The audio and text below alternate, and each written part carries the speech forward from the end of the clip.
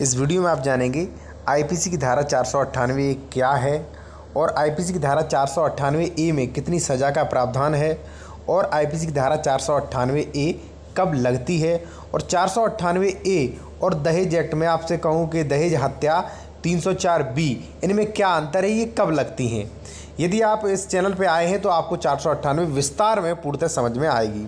सबसे पहले मैं आपको बता दूं कि आईपीसी की धारा 498 ए जो होती है, जो कोई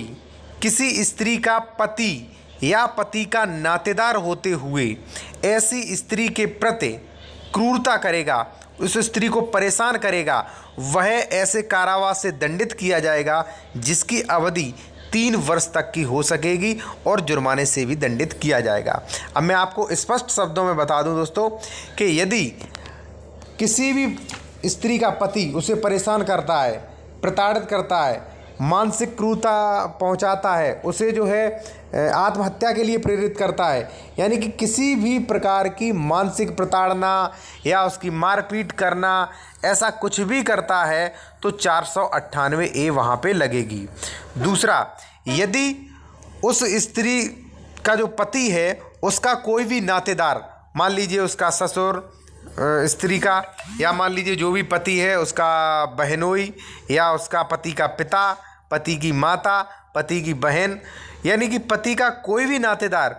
उसकी पत्नी को परेशान करता है तो ऐसी स्थिति में उस पर भी 498 ए लगेगी। कई बार होता है कि पति की बहनें परेशान करती हैं, पति की माँ परेशान करती है, पति के पिता परेशान करते हैं, तो ऐसी स्थिति में अगर वो परेशान करते हैं तो उन पर भी आईपीसी की धारा 498 ए के तहत मुकदमा होगा और उन्हें 3 साल की सज़ा और जुर्माना से दंडित किया जाएगा। अब बात करें क्रूरता कि क्या क्या क्रूरता। देखिए, यदि कोई भी पति अपनी पत्नी के साथ मारपीट करता है या उसे गाली गलौज करता है, उसको खाना खाने नहीं देता है, या मान लीजिए किसी अन्य प्रकार की मानसिक प्रताड़ना देता है, उसे आत्महत्या के लिए धमकी देता है या आत्महत्या के लिए प्रताड़ित करता है कि वह आत्महत्या कर ले, तो ऐसी स्थिति में 498 ए बनेगी। अब बात करते हैं कि 498 ए और दहेज हत्या में क्या अंतर है। तो देखिए, यदि आप किसी को भी अपनी पत्नी को प्रताड़ित करते हैं या आपके पिता